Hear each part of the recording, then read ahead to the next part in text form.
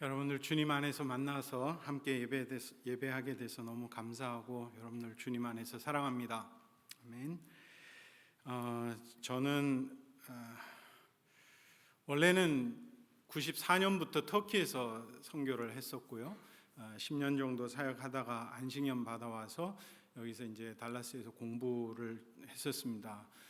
원래 선교 그러니까 목회학 석사 빨리 공부하고 다시 선교지로 갈 생각 갖고 있었는데 공부할 시간이 좀 길어지게 됐고 또 그러면서 이제 공부를 마쳤을 때 주님께서 터키가 아닌 다른 아랍어권으로 가도록 그렇게 마음을 주셨어요. 그것이 저한테는 쉬운 결정은 아니었는데 또 하나님이 주신 강한 어떤 그런 부르심에 대해서 제가 확신이 있었기 때문에 순종하는 마음으로 갔는데 그 나라가 이제 이집트였습니다.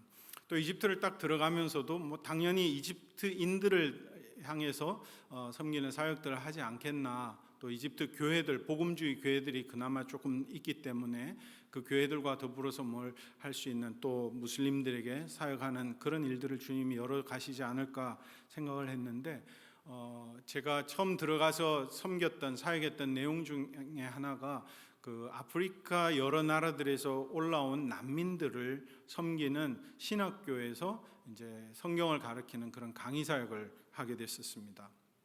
그때 이제 만난 학생들이 수단 학생들이었고 또 그 청년들 가운데 교회를 새롭게 시작한다고 그래서 그 교회를 이제 같이 돕고 또 그 형제들을 멘토링하는 지도자들을 세우는 그런 사역을 좀 하게 됐고 그 형제들과 더불어 이제 교회 비전 캐스팅을 할 때 한 가지 중요한 비전을 저희들이 공유한 게 뭐였냐면 우리는 교회를 통해서 무슬림들에게 복음 전하는 교회를 해야 된다. 중동에 있는 대부분의 이런 교회들은 다수의 무슬림들 사이에 소수로 존재하고 있기 때문에 이렇게 무슬림들 괜히 건드렸다가 문제가 생기거나 법적으로나 여러 가지 면에서 해를 당할 수 있기 때문에 늘 소극적입니다. 자기를 보호하기 위해서 그냥 아무것도 안 하고 교회 내에서만 예배드리고 신앙생활하는 경우들이 많아요. 근데 이제 이 교회를 시작하면서 우리는 무슬림들을 섬기고 복음 전하는 교회를 하자. 그것에 대해서 동의를 하면서 저희들이 사역을 했는데 감사하게도 저희 그 개척된 수단 교회를 통해서 이제 무슬림들이 주님께 돌아오고 또 그 사람들을 양육하는 일들이 생겨납니다. 무슬림이었던 사람이 예수님을 믿기 시작하는 것도 굉장히 어려운 결정인데 제가 몇 년 이렇게 시간을 보내면서 보니까 이 형제들이 신앙이 자라지를 않아요. 워낙 사는 환경이 어렵기도 하거니와 직장 생활을 오랫동안 해야 하기 때문에 주일날 한 번 겨우 예배 드리러 오는 것 내지는 주중에 제가 신방에서 양육을 하는 성경반응 모임을 갖는 것 그런 것 가지고는 형제들의 삶이 이렇게 변화가 되지 않더라고요. 그러면서 이제 마음속에 형제들의 삶의 기본을 형성해주고 예수님의 제자로서의 삶이 어떻게 살아가는 삶인가를 같이 가는 것을 익혀내려면 어떻게 하는 게 좋을까? 그러면서 이제 시작한 사역이 두란노 훈련원 사역이었습니다. 그래서 첫 일기생 세 형제를 모아서 같이 아침부터 오후까지 이제 같이 성경 공부하고 큐티하고 기도하고 금식하고 또 나가서 전도도 하고 이제 이런 사역을 훈련을 한 3개월 이제 집중해서 하니까 형제들의 삶에 그나마 어떤 기본적인 그리스도인의 제자의 삶이 형성되는 것을 이제 보기 시작했습니다. 그러면서 이제 일기생 하고 났더니 또 이기생 형제들이 찾아와서 자기들 좀 훈련시켜 달라 그런 이야기들이 있었고 그러면서 이제 형제들을 성경도 가르치고 그렇게 하지만 또 한편으로는 직업 훈련들 아까도 보셨지만 이제 목공이라든지 전기 그다음에 플러밍 이런 것들을 이제 가르쳐서 혹시 그런 걸 통해서 경제적인 자립을 할 수 있는 기회들을 만들 수 있지 않을까 이제 그런 내용들도 가르쳤고 또 이기생 할 때 이제 우리 달라스에서 한 교회 집사님 부부가 오셔가지고 우리 형제들에게 에어컨디션 수리하고 메인터넌스하는 그런 것들도 이제 단기간에 가르쳐 주시고 이제 그랬습니다. 3기 훈련생이 저한테는 굉장히 의미 깊은 훈련이었는데 저희가 같이 이제 수단 교회를 개척할 때 함께했던 청년 지금은 이제 안수를 받은 목사님이 됐는데 이브라임 목사님이 한 2년 전에 자기가 수단으로 다시 돌아가야 됐다는 얘기를 하는 거예요. 이분들은 사실 수단을 떠날 때는 핍박 때문에 떠날 수밖에 없었고, 그리고 이제 이집트에 와서 난민으로 등록을 했을 때는 그들은 이제 유럽이나 미국이나 뭐 북미주에 올 수 있는 비자 승인을 받으면 와서 자기 자녀들에게 좀 더 밝은 미래를 주고 싶은 그런 소망을 가지고 난민 등록을 한 겁니다. 근데 이브라임 목사님이 2년 전에 수단의 어떤 변화들을 보면서 자기가 심각하게 수단으로 돌아갈 것을 기도하기 시작했노라고 나누더라고요. 저는 정말 마음이 이렇게 뭉클하기도 하고 너무너무 기뻤죠. 이 형제 안에 전도자의 은사가 있거든요. 그래서 이 형제가 다시 수단으로 간다는 것은 저에게는 참 이렇게 세상을 거꾸로 살아가는 어떤 하나님의 사람의 증거가 있다는 생각이 들더라고요. 그래서 이제 기도하면서 준비를 했는데 작년 말에 수단에서 형제들 5명을 데리고 올 테니까 이 형제들 우리가 같이 훈련을 하자. 그래서 3개월 집중 훈련하고 이 형제들 가운데 준비된 사람들이 자원해서 간사로 헌신할 수 있도록 훈련을 합시다. 그래서 그 형제들을 불러다가 3개월 훈련을 했는데 그 당시가 사실 코비드이 굉장히 아주 심할 때였어요. 그러니까 매일 아침 만날 때마다 늘 불안한 마음도 가지고, 근데 매일 같이 함께 모여서 기도하고 말씀 보고 양육을 했습니다. 근데 감사하게도 이 형제들이 훈련을 마치고 수단으로 돌아갔고, 이브라임 목사님도 3월 달에 수단으로 돌아가서 대사막 선교단이라고 하는 Great Desert Ministries라고 하는 이 선교단체, 자생적인 선교단체를 만들어서 이제 사역을 시작을 했습니다. 제일 먼저 이제 사역을 한 내용 중에 하나가 그 수도가 카르툼이라고 하는 도시인데, 카르툼의 남부에 있는 한 동네를 들어가서 3일 동안 전도 집회를 했어요. 근데 거기는 뭐 다수가 무슬림들인데, 몇 년 전만 해도 이슬람 군사 독재 정권이 굉장히 기독교에 대해서 탄압을 했기 때문에 공개적으로 복음 집회 사역을 하는 것은 불가능했었습니다. 오늘 사진에서도 보셨지만 이 팀이 가서 구제 사역을 하면서 사람들을 초청을 하고 야외에서 옥외 공개 전도 집회를 한 거예요. 그러니까 우리나라 옛날에 70년대 막 이렇게 부흥 집회 하고 그럴 때 그런 분위기 있잖아요. 뭐 텐트도 없죠, 이런 데는. 근데 마이크 이렇게 설치해 놓고 이제 사람들을 초청해서 집회를 했는데, 그 3일 사역을 했는데 20명이 결신을 한 거예요. 제가 그 이야기를 들으면서 지금이 추수 때다. 그러니까 이브라임 목사님을 주님께서 다시 보내신 것이나 우리 형제들이 간사로 헌신해서 이 대사막 선교단이 만들어져서 사역을 하게 된 것, 이런 것들을 생각할 때 정말 너무너무 감사했어요. 제가 이제 아랍어권으로 주님께서 가라고 이렇게 마음을 주셨을 때 제 안에 참 두려움이 하나 있었습니다. 그것은 새로운 언어를 또 배워야 된다는 것이었어요. 그러니까 터키 언어는 한국 언어랑 굉장히 유사성이 많아가지고 한국 사람이 쉽게 빨리 배웁니다. 그리고 지금도 뭐 저는 터키어로 설교를 하고 가르칠 수 있는 정도가 됐는데, 아랍어는 세상에서 제일 어려운 언어라고 얘기를 하기도 하고, 또 아랍권에 선교하는 선교사님들은 늘 고민하는, 고통당하는 게 언어의 제한이 있다는 것 때문에 사역을 마음껏 펼치지 못하는 그런 이야기들을 많이 들어왔어요. 제가 공부 마치고 사역지로 가겠습니다 그러고 가는데, 출발할 때 제 나이가 47살이었습니다. 제 마음속에 지금 아랍어 시작해가지고 이제는 나이도 많이 들었는데 20대 후반에 터키어 6개월 1년 만에 그냥 막 이렇게 잘할 수 있을 정도까지 올라갔는데 아랍어로는 얼마나 할 수 있을까, 이게 참 이렇게 마음에 근심이 있었죠. 그렇지만 뭐 어떤 할 수 있는 데까지는 해보자. 해보고 뭐 어렵더라. 뭐 그러면 주님 앞에서 그래도 부끄럽지는 않으니까. 근데 감사한 것은 그러니까 이 영상물 제일 마지막에 이제 온라인으로 그 텍스트하고 이렇게 공부했던 그분이 예멘에 있는 지하교회 지도자입니다. 이 형제님이 수년 전에 이제 카이로에 왔을 때 이집트, 제가 같이 예배드리는 이집트 교회에서 저녁 예배를 드리고 저랑 같이 교제가 이루어졌어요. 그리고 제가 그분들이 머무시는 곳에 몇 번 찾아가서 신방도 하고 관계를 맺었었는데, 이번 그 4월 달에 라마단 금식 기간이 됐을 때 어떻게 하다가 제가 줌으로 잠깐 통화를 하게 됐습니다. 어떻게 지내는지, 어떤 필요가 있는지, 예멘은 어떤지. 그러니까 예멘도 지금 내전으로 굉장히 수년 동안 고통을 당하고 있거든요. 전기가 뭐 거의 끊어지고 생필품들이 바닥나고 굉장히 어려운 상황을 알기 때문에 어떤지 이제 문안을 묻기 위해서 이렇게 하다가 어떻게 내가 당신을 위해서 기도해주고 했으면 좋겠냐 그랬더니 자기가 성경을 배우고 싶다는 거예요. 그래서 어떤 내용을 배우고 싶냐 그랬더니 로마서를 배우고 싶다는 거예요. 그러니까 복음을 다시 한번 자기가 좀 더 깊이 이해하고 싶노라고. 그래서 정말 그 마음이 너무너무 이렇게 아름답게 제 안에 다가오길래 제가 부족하지만 내가 아랍어가 아직은 뭐 불편할 텐데 한번 나랑 같이 해보겠냐고 그랬더니 해보자는 거죠. 그래서 이제 온라인으로 이게 했는데 그때가 라마단 금식 기간이었기 때문에 무슬림들이 활동이 낮에는 거의 없거든요. 그러니까 이분이 이 셀림이라는 형제님이 일주일에도 자기 시간 될 때마다 저한테 이제 공부할 수 있냐. 그래서 일주일에 뭐 이틀, 3일. 근데 저는 그 1시간 반 성경 공부하려면 2시간, 3시간 공부하고 준비해야 되잖아요.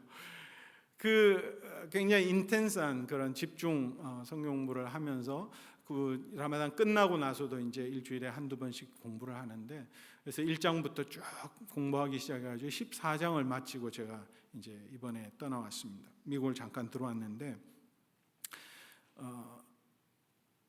제가 이렇게 아랍어로 멀리 있는 지하교회 지도자들을 성경 공부를 이렇게 할 수 있을 정도까지 될까라고 사실 저는 상상도 못했었어요. 그런 뭐 꿈은 그렇게 됐으면 좋겠다. 뭐 이런 생각은 은연중에 했을지는 모르는데 이런 것이 이렇게 현실로 이루어지고 있는 사실에 대해서 너무 감사하고 또 주님께 순종하면서 발을 디뎠던 아랍권으로의 행보 그 속에서 하나님이 지금까지 정말 이집트 난민들 그다음에 수단의 복음 사역들, 예멘의 사역들 또 앞으로 어떻게 하나님께서 길을 열어주실지 참 이렇게 한편으로는 기대도 되고 너무 감사해요. 저는 오늘 여러분하고 이런 맥락의 이 내용을 가지고 사도 바울의 삶에 나타나는 그의 삶을 움직여갔던 원리가 무엇인가 그 부분이 제가 오늘 여러분하고 나누는 저의 삶에 나타나는 내용과 동일한 맥락이라는 생각이 들어서 그 말씀을 가지고 여러분과 나누려고 합니다. 우리가 로마서는 복음을 아주 논리적으로 굉장히 깊이 있게 심도 있게 정리해 준 서신이다 이렇게 우리가 알고 있죠. 근데 재미있는 것은 로마에 있는 성도들은 사도 바울의 사역을 통해서 주님께 돌아온 교회는 아니었어요.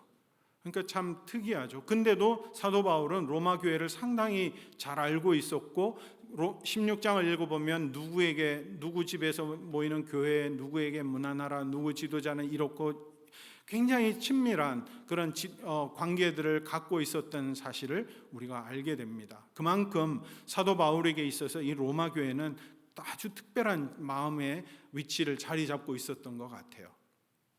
또 하나는 우리가 알듯이 로마 제국은 기독교를 굉장히 심하게 핍박하던 제국이었고 로마 제국의 수도가 바로 로마였어요. 소위 말하는 사단의 위가 있는 곳이다. 로마 황제들이 있는 곳이었고 근데 그 바로 밑에서 성도들이 함께 모여가지고 예배하면서 복음에 증인된 삶을 살고 있었다라는 거죠. 그게 얼마나 기뻤을까요? 사도 바울, 이방인의 사도로서. 그리고 그 로마 교회의 대다수는 이방인 배경의 성도들이었고 아주 소수의 사람들이 유대인 출신의 그리스도인들이었던 거죠. 그러니까 어떻게 보면 이방인 교회였어요. 그리고 이방인 사도로서 이방인 교회가 이렇게 세워져 있고 또 그들의 믿음의 소문이 온 세계 열방 가운데 민족들 가운데 도시들 가운데 전파되고 있었기 때문에 사도 바울에게는 이 로마 교회를 향한 애틋한 마음이 있었던 것 같습니다. 1장 전반부를 읽어보면 바울이 세 가지 얘기를 하는데 첫 번째는 내가 너희를 인해서 하나님께 감사한다. 왜냐하면 너희들의 소문이 온 세상에 전파되고 있기 때문에 회자되고 있기 때문이다. 그렇잖아요. 로마 그 무시무시한 로마 황제의 어떤 핍박하는 그 권위의 바로 밑에 근데 성도들이 예수 그리스도가 오직 주님이라고 고백하면서 담대하게 살고 있더라는 거죠. 그 이야기가 전 지중해 국가 여러 도시에 있는 그리스도인들에게 들려지기 시작한 거예요. 그것 때문에 사도 바울은 너무너무 감사하고 있습니다. 그 다음에 1장 9절에 보면 사도 바울이 그랬기 때문에 로마 교회를 위해서 쉬지 않고 매일같이 너희들을 기억하면서 내가 기도하고 있다라고 얘기를 해요. 그리고 나서 세 번째 한 가지 이야기하는 게 뭐냐면, 성도들아, 형제들아, 내가 당신들에게로 여러 번 가기로 노력을 했는데 너희들이 무시하거나 너희들을 사랑하지 않아서가 아니고, 지금까지 내가 너희들을 방문하지 못한 것은 여러 번 가려고 했지만 그 길이 막혔었다. 내가 너희들을 얼마나 사랑하고 보고 싶어 하는지를 너희들이 좀 알아줬으면 좋겠다, 이런 얘기를 해요. 그런데 그 마지막 1장 13절에 가면, 우리가 읽지는 않았지만 13절에 가면 그런 얘기를 해요. 내가 여러 번 갈 길이 막혔다. 근데 그 이유를 얘기를 안 해요. 왜 막혔을까? 그렇게 보고 싶어하고 그렇게 참 이렇게 칭찬하고 격려하고 빨리 만나서 이방인의 사도로서 사도적 가르침과 뭔가 그 교회가 필요로 하는 것들을 도와주고 그런 하나님의 은사들, 축복들을 좀 나눠주고 싶었을 텐데 갈 길이 여러 번 시도했지만 그 길이 막혔었다라는 거예요. 왜 그랬을까? 그 질문에 대한 대답을 이제 사도 바울이 15장에 가서 그것을 얘기해 주고 있어요. 그래서 오늘 그 본문의 말씀을 가지고 함께 좀 나누려고 합니다. 우리 본문의 말씀 한번 보시죠. 15장 14절부터 24절까지입니다. 14절에 보시면 이제 요 바로 앞까지, 그러니까 1장 18절부터 서론 부분이 끝나고 1장 18절부터 사도 바울이 죄에 대해서 얘기를 해요. 모든 사람이 죄 아래 갇혀 있고, 그리고 모든 사람이 하나님의 진노 심판 가운데 가둬졌다라는 사실을 1장에서 3장 중반부까지 얘기합니다. 그리고 나서 하나님의 새로운 의가 나타났다라는 얘기를 해요. 그것은 바로 예수 그리스도를 믿음으로 말미암는 하나님의 의라고 얘기해요. 이게 하나님의 의라는 개념이 로마서의 핵심이잖아요. 그래서 그러면서 믿음으로 말미암는 의로움, 그것을 칭의라고 얘기하죠. 칭의에 대해서 3장 후반부와 4장에서 얘기합니다. 그 다음에 하나님과 화평하게 된 것, 그 다음에 나중에 그 다음 단계로 얘기하는 게 성화의 과정, sanctification. 그러니까 칭의, 그 다음에 성화, 그 다음에 7장 8장 부분에 가면 영화.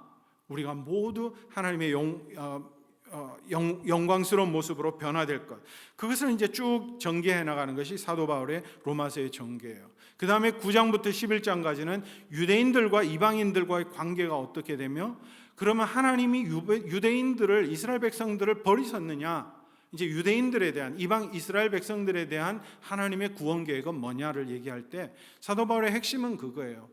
이스라엘 백성들을 향한 하나님의 구원 계획이 분명히 있는데, 그것은 이방인들이 예수를 믿음으로 말미암아 구원받는 그 길과 똑같은 복음의 구원의 길 위에 서서 그들은 구원을 받게 된다. 이 이야기를 9장부터 11장까지 하고, 그러면서 하나님의 궁극적인 목적은 뭐였냐면 이방인들과 유대인 이스라엘 백성들이 함께 예수 그리스도를 믿는 믿음 안에서 한 몸을 이루어서 한 교회가 되는 것이다. 그러면서 복음을 가진 그러면 성도들이라면 어떻게 살아야 되는가, 그 이야기를 12장부터 이제 15장 지금 13절까지 전개를 합니다. 그러면서 이제 14절에 이렇게 얘기해요. 내 형제들아, 우리 한 목소리로 읽어보실까요? 저랑 같은 성경을 쓰신지 모르겠는데 한 목소리로 읽으실 수 있으면 좋겠습니다. 내 형제들아, 너희가 스스로 선함이 가득하고 모든 지식이 차서 능히 서로 권하는 자임을 나도 확신하노라. 그러나 함께 15절, 내가 너희로 다시 생각하게 하려고 하나님께서 내게 주신 은혜로 말미암아 더욱 담대히 대략 너희에게 썼노니. 지금 사도 바울이 복음에 대한 깊은 이야기를 쭉 기록을 한 후에 14절에서 뭐라고 얘기했냐면, 형제들이여, 당신들이 내가 지금 말하고 있는 것 다 알고 있다는 것 저도 인정합니다. 당신들 이거 다 알고 이미 그렇게 선함이 가득하고 그렇게 살아가고 있다는 것 인정합니다 라고 얘기를 하는 거예요. 그러면서 15절에서 그렇지만 다시 한번 상기시키기 위해서 이 내용을 형제들에게 다시 한번 이렇게 정리해서 보내는 겁니다 라고 얘기를 하죠. 다시 한번 우리가 좀 물러나서 이 로마서의 배경을 한번 생각해 볼게요. 로마서를 썼던 당시에 사도 바울은 어디에 있었냐면 고린도에 있었습니다. 여러분 그 지도 잠깐 보여주시면, 고린도는 지금의 그리스의 남반부에 있는 해안 도시죠. 지도를 보시면 바다의 지중해 바다의 중앙에 이제 선이 쭉 그어져 있고 그 선의 동쪽에 바로 제일 남단부가 고린도 아가야 지방이라고 하는 곳이죠. 그래서 거기에서 56년, 57년경에 썼다라고 얘기합니다. 3차 전도여행 마지막 부분에. 근데 재미있는 것은 이 15장 후반부를 보면 이해가 아시겠지만 사도 바울이 지금 마음만 먹으면 고린도에서 이탈리아 반도에 있는 로마를 방문하는 것은 굉장히 쉬운 일이었어요. 배 한 번만 타면 로마로 들어갈 수 있었어요. 근데 사도 바울의 지금 당장 해야 되는 급선무 과제가 하나 있었는데 그것은 지금 고린도에서 마게도냐와 아가야에 있는 지방의 이방인 교회들이 모아준 헌금을 가지고 유다 지방에 있는 유대인 교회들에게 구제금을 전달해야 되는 그 사명을 받은 거예요. 그래서 3차 전도여행 마무리 때 마무리하면서 이 헌금을 모아가지고 그 교회 대표자들과 함께 배를 타고 예루살렘을 향해서 가는 겁니다. 그렇게 했던 이유가 있어요. 사도 바울에게는 항상 이방인들 가운데 주님께 돌아온 이방인 교회와 이미 예수님의 제자들을 통해서 형성된 유대인들을 배경으로 하는 주님의 교회가 하나 되게 하는 일이 너무 중요한 기초라는 것을 사도 바울은 늘 인식하고 있었어요. 그래서 유대인 교회들이 경제적으로 매우 어려운 상황에 있던 그 당시에 이방인 교회들이 이런 물질의 축복을 가지고 유대인 배경의 교회를 축복하는 그 사명을 이루기 위해서 자기가 예루살렘으로 올라가는 거예요. 근데 여러분 우리가 사도행전에서 알듯이 3차 전도여행 마치고 예루살렘으로 갈 때마다 성도들이 다 제자들이 다 뭐라고 그랬습니까? 사도 바울 선생님 가지 마세요. 가면 이렇게 고난 당한다고 하지 않습니까? 사도 바울도 그러죠. 성령께서 내게 말씀하여 이르시기를 내가 고난 받는다라고 결박당한다라고 얘기했다는 거예요. 근데도 사도 바울은 개의치 않고 예루살렘을 향해서 올라가는 거예요. 그 배경이 바로 15장 후반부에 나오는 이 헌금을 전달하고 이 헌금을 전달하는 걸 통해서 유대인 배경의 교회와 이방인 배경의 그리스도의 교회와 유대인들이 주가 된 유대 지방의 교회가 예수 그리스도의 복음 안에서 하나 되는 것. 그것을 통해서 유대인들도 이방인들을 축복하고 인정하고 이방인들도 유대인들 교회를 정말 존중하는 그래서 하나님의 모든 민족을 향한 복음의 완성, 하나님 나라의 완성을 이루는 일을 그 연결고리를 그 파운데이션을 놓는 것을 위해서 사도 바울이 지금 예루살렘을 향해서 갔어야 되는 거예요. 근데 그러면서 사도 바울의 이야기하는 게 있습니다. 지금 본문이 좀 길기 때문에 19절 중반부부터 제가 좀 읽겠습니다. 그리하여 19절 그리하여 내가 예루살렘으로부터 두루 행하여 일루리곤까지 그리스도의 복음을 편만하게 전하였노라.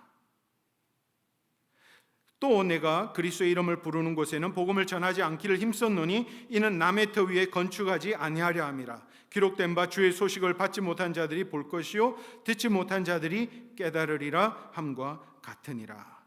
19절에 보면 사도 바울이 굉장히 중요한 얘기를 합니다. 내가 예루살렘으로부터 두루 행하여 일루리곤까지. 우리 지도를 다시 한번 잠깐 보시면요, 우리가 지중해 지역 중간에 선이 있고 그 선의 동쪽 부분, 그 지역을 보시면 예루살렘은 동남쪽 끝에 있죠. 거기서 북쪽으로 가면 시리아, 그 다음에 지금의 터키, 소아시아, 그 다음이 더 나아가서 그 전에 게 더 나을 것 같아요. 네. 그래서 2차 전도행 때 마게도냐인의 환상을 보고 유럽 땅으로 바울의 그 선교팀이 건너가죠. 그러면서 마게도냐, 그 다음에 남쪽으로 내려오면 고린도, 아테네가 있는 그 아가야 지방. 근데 여기서 말하는 이 일루리곤이라고 하는 것은 아가야 지방과 마게도냐 지방, 그리고 그 위에 북쪽, 지금의 알바니아, 옛날에 이제 유고 공화국, 유고슬라비아라고 하는 나라가 있었던 바로 그 지역이에요. 그러니까 이 지중해 동쪽 지역의 전체 지역 안에 복음을 편만하게 전하였다라고 얘기를 합니다. 그러면서 사도 바울이 20절에 이런 얘기를 해요. 우리 한 목소리로 같이 한번 읽어볼까요? 또 내가 그리스도의 이름을 부르는 곳에는 복음을 전하지 않기를 힘썼노니 이는 남의 터 위에 건축하지 아니하려 함이라. 남의 터 위에 건축하지 않겠다. 아마도 1세기 그 당시에 바울 사도가 사역했던 그 당시에 보면 복음이 전해져 있던 지역에 예를 들면 어떨 때는 거짓 선생들이 들어와서 사역을 막 거짓된 가르침을 주기도 했었고, 또 어떤 사람들은 그런 교회들을 방문하면서 자신의 어떤 사역의 권위를 가지고 사역을 했던 경우들이 있었던 것 같아요. 그런데 사도 바울은 굉장히 놀라운 이야기를 합니다. 남의 터 위에 건축하지 않겠다. 그건 어떤 교만한 생각에서 나온 생각이 아니라, 다시 말하면 복음이 이미 전해져 있는 지역이 있다면 나는 가능하면 그 지역은 다른 사람들이 사역하게 맡겨놓고, 나는 복음이 안 전해져 있는 지역, 복음이 지금 당장 필요한 지역이 있다면 나는 그 지역에 우선순위를 갖고 움직이는 삶을 살겠다. 그것을 자신의 선교 사역의 원리로 가지고 살았던 거죠. 어쩌면 바울 사도의 선교 정책이었다, 이렇게 얘기를 할 수 있습니다. 그 이유를 그 내용을 이렇게도 표현을 하죠. 그리스도의 이름을 부르는 곳에는 내가 복음을 전하지 않기를 힘썼다. 여기서 않기를 힘썼다라는 말을 영어로는 이렇게 표현하더라고요. 그러니까 그것을 앰비션으로 삼았다. 그러니까 그렇지 하지 않도록 자기는 늘 복음이 없는 지역에 복음 전하는 것에 자기는 최우선 순위를 가지고 그렇게 달려가면서 살았다. 그래서 예루살렘으로부터 저 북쪽, 마게도니아의 더 북쪽에 있는 일루리곤까지 복음을 편만하게 전했다. 그 이야기를 하고 있어요. 그것의 성경적인 근거로 21절에 이사야서를 인용하면서 얘기합니다. 주의 소식을 받지 못한 자들이 볼 것이고 듣지 못한 자들이 깨달으리라. 참 너무 단순한 원리잖아요. 복음을 들은, 또 원하면 사람들이 교회를 찾아서 복음을 들을 수 있는 곳이 있는가 하면 어느 지역에는 아예 복음조차 들을 기회조차 없는, 복음 전해주는 사람도 없는, 성경도 없는 이런 민족들이 있다는 거죠. 그렇다면 우리가 어디에 더 우선순위를 갖고 살아야 되나, 이런 질문을 하기는 당연히 우리는 그리스도의 이름을 듣지 못한 자들에게 먼저 우선순위를 갖고 가야 된다, 이런 얘기를 하는 겁니다. 우리가 선교 역사에서도 보면 그런 원리들을 통해서 하나님의 나라가 확장된 것을 봐요.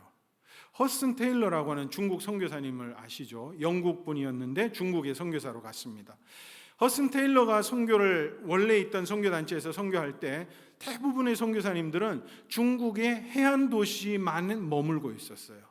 그 당시에 영국이 세계 제국주의적인 어떤 그런 확장을 이루면서 중국 해안 도시들에는 그래도 군대를 주둔시키고 무역부들을 두면서 거기에서 외국 선교사들이, 영국 선교사들이 들어가서 복음 사역을 하고 있었어요.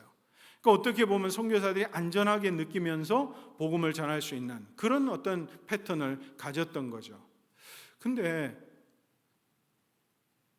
이 허슨 테일러의 마음 안에는, 아니 그러면 저 내륙에 있는 중국인들은 복음 듣지도 못한 채 지금 저렇게 죽어가고 있는데 그럼 어떻게 해야 되냐, 그 마음이 들끓은 거예요. 그래서 자기 디렉터한테 얘기했어요. 제가 좀 이 황하강을 타고 올라가서, 상류로 올라가서 그 내륙에 있는 사람들에게 복음을 전하고 싶습니다. 그랬더니 이 선교부 리더들이 허용을 하지 않았어요. 그건 너무 위험하다, 무모하다, 어떤 일이 이루어질지 모른다.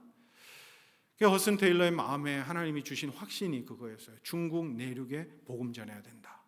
그러니까 복음 없는 곳에 복음 전하는 것이 너무 단순하게 필요한 일이라는 걸 기억하고, 그래서 그 선교단체를 사임하고 선교단체를 만들어 버렸어요. China Inland Mission, 그래서 중국 내지 선교회라고 선교단체를 만들어서 선교사들을 그 비전 앞에 공감하는 선교 후보생들을 동원하고 훈련시켜서 이제 중국 내륙 곳곳에 선교사들을, 전도자들을 보낸 거예요. 놀랍게도 그 사역의 열매가 엄청나게 열매가 맺혔고, 오늘날 중국 교회가 지금처럼 그렇게 세워져서, 저희 중동에도 지금 선교사들이 꽤나 나와 있습니다. 중국 교회로부터. 그러니까 그런 선교 운동이 이제 중국 교회를 통해서 이루어지는 것은 어떻게 보면 이 허슨 테일러와 그와 함께했던 선교사님들이 내륙으로 복음 들고 들어갔던 바로 그 열매들이다. 이렇게 우리는 생각을 할 수가 있습니다. 사도 바울의 원리를 그대로 적용한 케이스라고 할 수 있겠죠. 22절부터 한번 보실게요. 그러므로라고 얘기합니다. 그러므로 뭐라고요? 그러므로. 그러면 그 앞에 있는 19절, 20절, 21절에 얘기를 하는 거예요. 그 원리에 기초해서 그러므로 또한 내가 너에게 가려 하던 것이 여러 번 막혔다. 왜 바울이 로마 교회에 방문해서 그들과 교제하고 격려하고 사랑을 나누려고 했던 그런 시도들이 지금까지 막혀왔는가?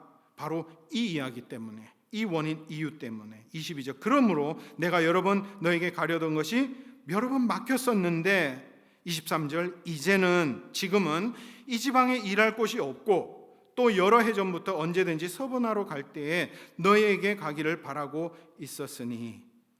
무슨 얘기를 하고 있냐면요, 23절에 이 지방에 어디예요? 예루살렘으로부터 일루리곤까지 지중해 동쪽 지역 전체에는 이제 일할 곳이 안 남았다 이거예요. 다시 말하면 복음이 들어가 있지 않은 주요 도시는 이제는 없는 것 같다. 내가 어느 정도 사역을 이제 완수한 것 같다. 새로운 지역으로 갈 수 있을 것 같다. 이 이야기를 하고 있는 거예요. 다시 말하면 동부 지역에 있는 예루살렘으로부터 일루리곤까지 있는 그 주요 도시들에 주님의 복음을 전하고 교회를 개척하고 현지 교회를 통해서 그 지역에 있는 사람들이 복음을 들을 수 있게 하는 그 선교의 작업들을 완수했기 때문에 이제는 새로운 개척지, 이제는 일할 곳이 안 남았기 때문에 이제는 갈 수 있을 것 같다. 근데 로마는 사실은 개척 지역이 아니죠. 로마 교회는 이미 교회가 있는 거예요. 그래서 사도 바울이 뭐라고 얘기하냐면 24절에 이렇게 얘기합니다.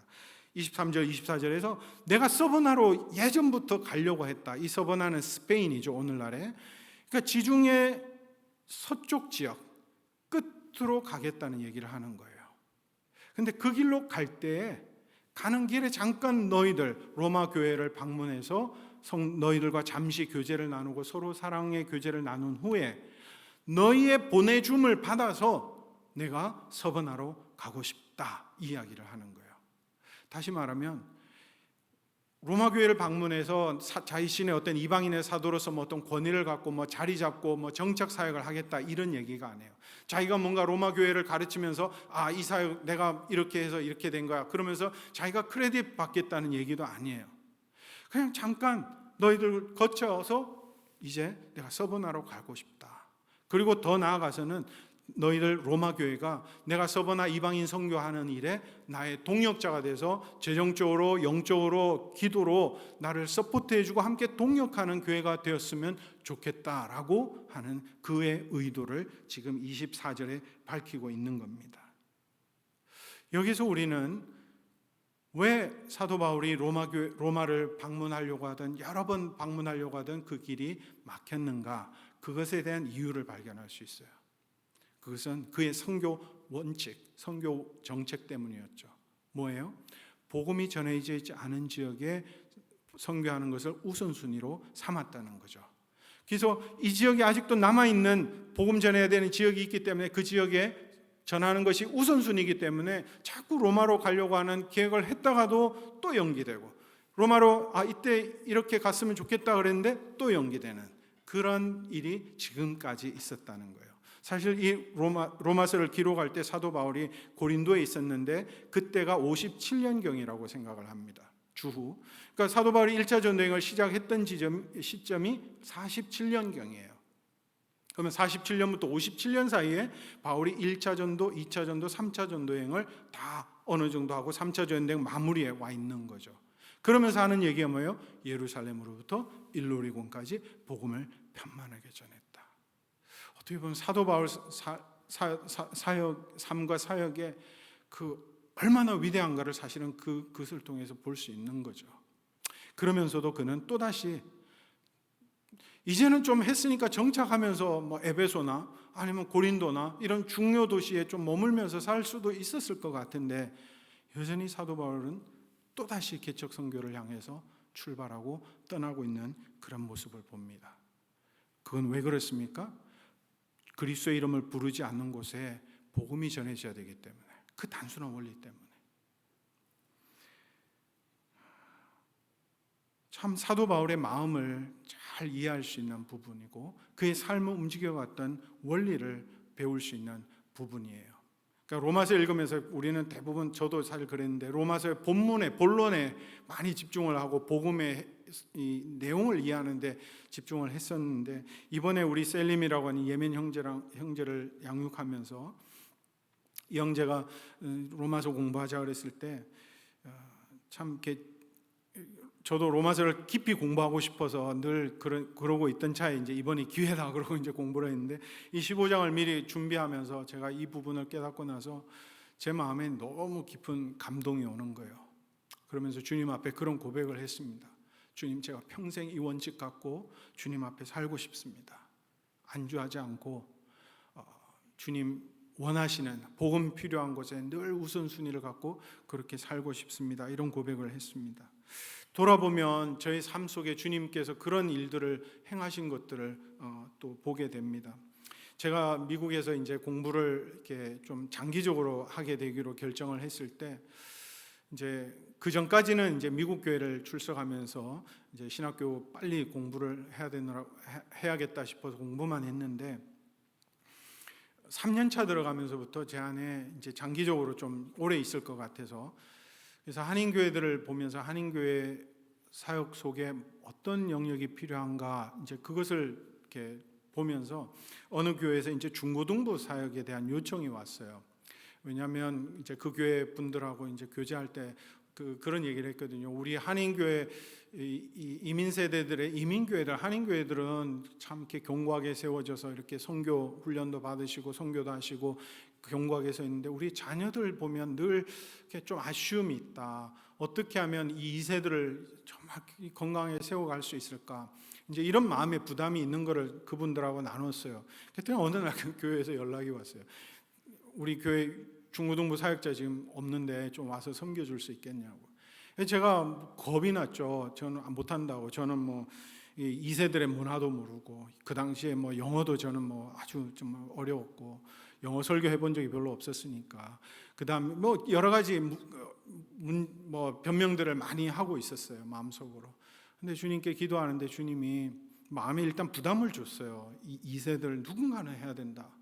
그리고 너 타문화권 선교사 아니냐? 타문화권 문화를 초월해서. 그러니까 제가 그들의 2세들의 문화 모른다고 변명할 수가 없었던 거죠.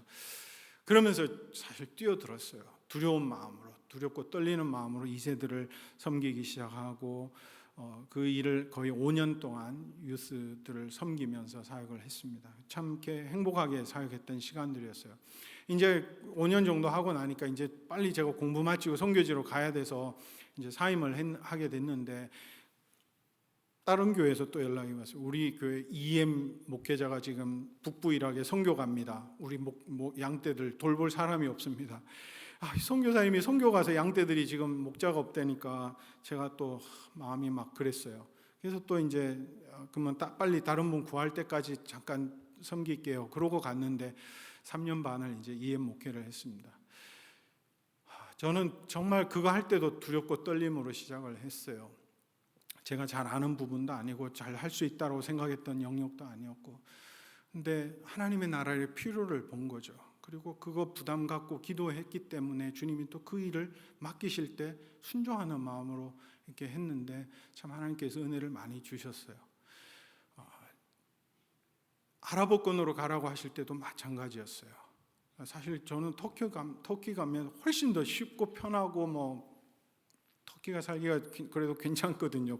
방문해 보시는 분은 아시겠지만 먹을 것도 풍성하고, 사람들도 정말 한국 사람들 너무너무 따뜻하게 잘해주고, 언어도 쉽고. 근데 아랍어, 이 험악한 아랍어 막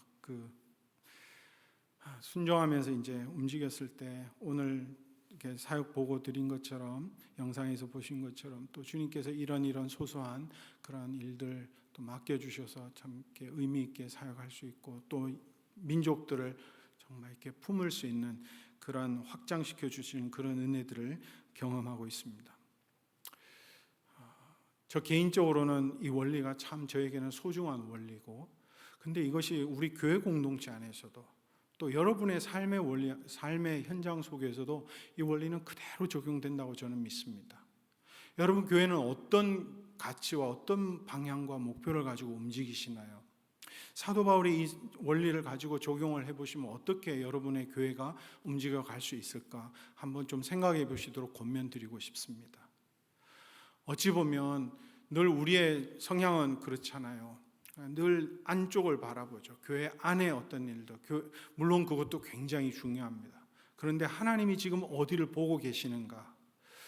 저는 지금 코로나 상황이 이렇게 길어지면서 저도 사실 선교지에 있으면서 좀 많이 위축됨을 느껴요. 뭘 하려고 하다가도 뭐 현지인들도 부담스러워할지도 모르고, 에이 그 방문하는 거 좀 하지 말지 뭐 이렇게 자꾸 이렇게 절충하는 그런 소극성을 많이 이렇게 띠게 돼요. 이번에 감사하게도 교회가 불러주셔서 이제 백신을 며칠 전에 이제 2차 접종을 마쳤습니다. 이제 한 2주 정도, 한 10일 후면은 저는 이제 돌아가는데 접종 2차 날 딱 마음에 그런 생각이 들더라고요. 이제는 됐어. 용기가 막 생기고 물론 뭐 당연히 조심할 겁니다. 그렇지만 또 한편으로는 참 이렇게 감사해요. 이제는 좀 이렇게 노출이 돼도 또 마스크 끼고 이렇게 움직이면 되겠거니라는 생각이 들면서 참 이렇게 감사했어요. 또 저랑 같이 동역하는 우리 형제들 생각하면 어떻게든 좀 이렇게 백신을 얻어서 좀 챙겨가면 안 될까 뭐 이런 얼토당토 않는 그런 얘기도 생각도 막 스쳐 지나가는데 뭘 말씀드리고 싶은가 하면 위축된 마음을 극복해내야겠다 이런 생각이 듭니다. 오늘 목사님께서도 그런 말씀하셨지만 우리가 언제까지 이런 어떤 외부적인 환경에 또 그것을 익스큐즈하면서 계속적으로 이렇게 소극성을 갖고 가야 되는가? 그것을 심각하게 다시 한번 좀 생각해 볼 때가 됐다는 생각에 전적으로 목사님 말씀에 동의합니다. 복음이 들어가 있지 않은 어떤 지역들 우리 주변에 찾아보면 오히려 이 코비드 상황에 훨씬 더 지금 진짜 필요가 많은 지역들을 우리가 발견할 수 있을 것 같아요. 조금만 눈을 돌려서 찾아보면 정말 예수님의 사랑과 관심이 필요한 분들이 우리 주변에 있고 또 그분들에게 복음을 나눌 수 있는 또 사랑을 나눌 수 있는 그런 기회들이 참 많을 것 같다는 생각을 해봅니다. 그것이 바로 사도 바울이 오늘 이야기하고 있는 그리스도의 이름을 부르지 않는 곳에 그리스도의 복음을 전하는 바로 그 원리를 적용하는 것이죠. 여러분의 삶 속에 정말 찾아보면 여러분이 부담을 주님께로부터 받은 영역들이 있으실 거예요. 저거 교회 안에도 보면 저거 누군가 분명히 해야 되는데 왜 아무도 안 하지? 그럼 여러분이 그걸 하셔야 되는 거잖아요.